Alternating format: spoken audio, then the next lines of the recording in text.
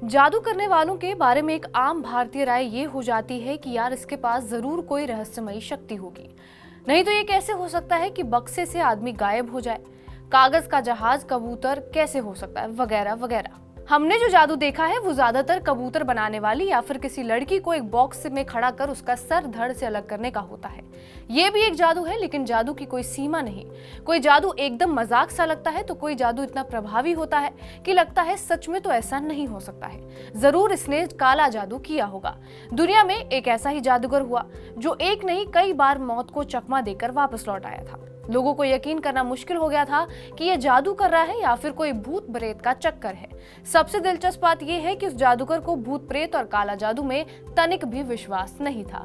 Hungary के Budapest में एक धर्मगुरु के घर एक लड़के का जन्म होता है जिसका नाम था हैरी हुडिनी। गरीब परिवार में जन्मे हुडिनी शुरुआत में डिलीवरी बॉय का काम करते थे, लेकिन बाद में एक फ्रांसीसी जादुई किताब से वो प्रभावित हुए और उन्होंने जादू करना शुरू कर दिया। शुरुआत में वो ताला खोलते थे। हुडिनी के बारे में कहा जाता है कि एक भी ताला या कोई जंजीर ऐसी नहीं थी जिसे वो खोल ना पाए। एक बार वॉशिंगटन के जेल में उनको बिना कपड़ों के बंद कर दिया गया और कुछ देर बाद ही जेलर ने देखा कि हुडिनी जेल से बाहर है और साथ ही कुछ कैदियों को भी एक सेल से दूसरे सेल में बंद कर दिया।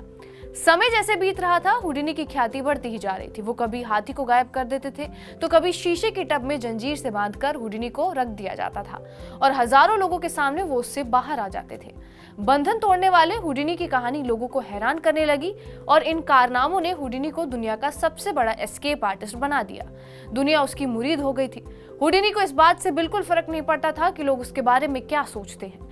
हुडिनी को दुनिया का सबसे बड़ा जादूगर इसलिए भी कहा जाता है कि उसने कभी भी अंधविश्वास को बढ़ावा नहीं दिया, बल्कि ताउम्र इसके खिलाफ जंग ही लड़ते रहे। बहरहाल, आपका इस वीडियो पर क्या कुछ कहना है हमें कमेंट बॉक्स में जरूर बताएं। बाकी देश और दुनिया की तमाम बड़ी खबरों के लिए बने रहिए हमारे साथ TV9 डिजिटल पर।